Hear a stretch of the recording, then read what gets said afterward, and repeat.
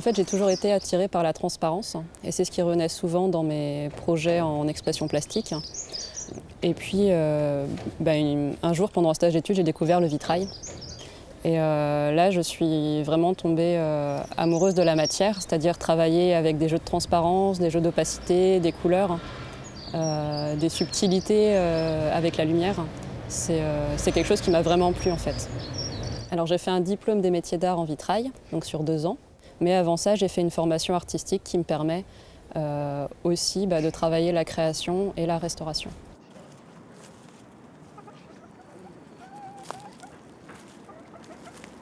Alors l'avantage de Métallus, c'est qu'il y a beaucoup d'artisans et d'artistes qui se croisent.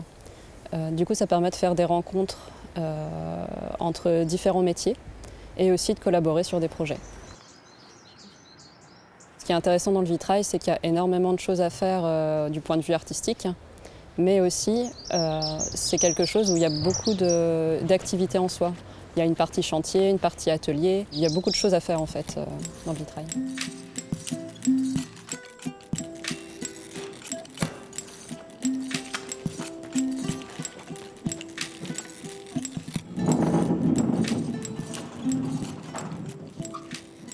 Donc le vitrail, qu'est-ce que c'est? Donc le vitrail, c'est un assemblage de pièces de verre dans lequel du plomb déambule.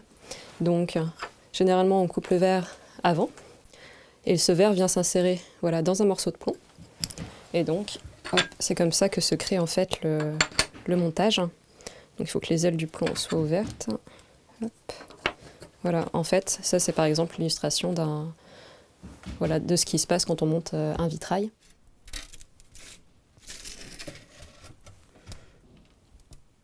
Il existe des verres de différentes couleurs, aussi plus ou moins transparents, plus ou moins opaques, translucides.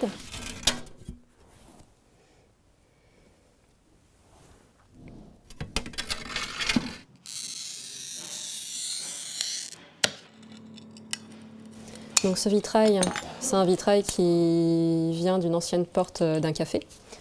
Donc le café a été racheté par des habitants. Et du coup, ils souhaitaient restaurer ce vitrail puisqu'il n'a pas été restauré depuis.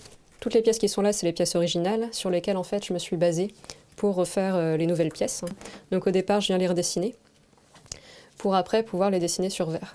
Et donc aussi ce qu'il y a à faire sur le travail de peinture, c'est aussi trouver des peintures qui peuvent correspondre. Dans la peinture, c'est comme le verre, il y a plusieurs nuances de couleurs.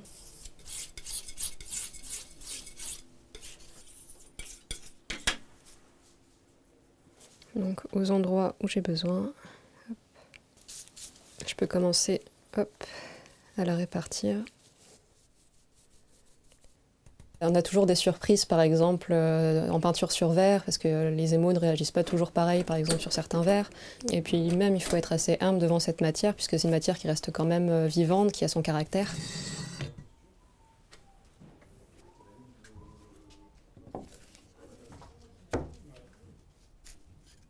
Il faut savoir que c'est un métier passion, donc il faut vraiment être passionné pour faire ce travail. C'est un métier effectivement que je recommanderais, parce que c'est un métier qui est assez complet, il est à la fois manuel, physique et aussi artistique.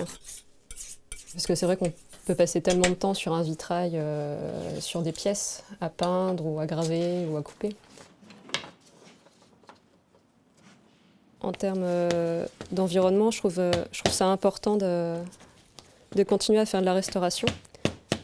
On a quand même un métier où on est capable de pouvoir restaurer, de pouvoir reprolonger la vie d'un travail qui a été fait il y a des siècles par des confrères.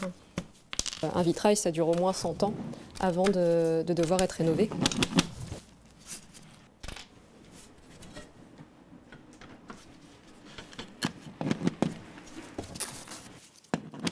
On a l'appréhension parce que certes, il y a toujours un risque de casse avec le verre. Et puis il y a le côté aussi où on est admiratif du travail qui a été fait avant. Donc j'utilise pas mal le sablage pour donner un côté un peu plus contemporain aux vitraux. À la base, on part d'un verre d'une certaine couleur. Donc c'est des verres qui sont spéciaux vraiment pour le sablage. Et en fait, en venant graver la partie supérieure du verre, on arrive à retrouver la couleur qui est en dessous. Donc ça, c'était des échantillons que j'avais faits pour un client qui voulait faire un vitrail inspiration Matisse. Alors un autre exemple de ce qui se peut se faire en peinture. Hop. Parce qu'on peut partir soit sur quelque chose d'un petit peu abstrait ou soit avoir quelque chose de très figuratif en fait.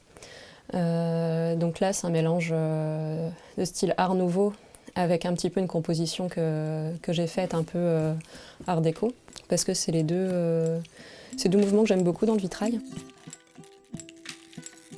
J'aime bien l'alliance en fait de la modernité et de style ancien. Je trouve que ça fait une bonne transition entre nos époques. J'aime bien aussi le travail du vitrail moderne. En fait, c'est le plan sur lequel je me bats. En fait, j'aimerais bien montrer aux gens que c'est aussi quelque chose de très moderne, qu'il existe plein de techniques différentes pour le moderniser et faire que dans un intérieur, ça soit quelque chose qui soit vraiment mis en valeur en fait. Un des stages que j'ai fait, c'était avec Isabelle Baudouin pour la restauration des vitraux de Chartres. Donc on déposait des baies et je me souviens que le matin, il y avait énormément d'escaliers à monter où soit on prenait l'ascenseur tellement le vitrail était haut. Et ce qu'il y avait d'agréable, c'est de pouvoir prendre son petit déjeuner en haut, près des vitraux, avec une vue magnifique, à la fois des vitraux mais à la fois du paysage, puisqu'on a un point de vue qui est tout à fait incroyable.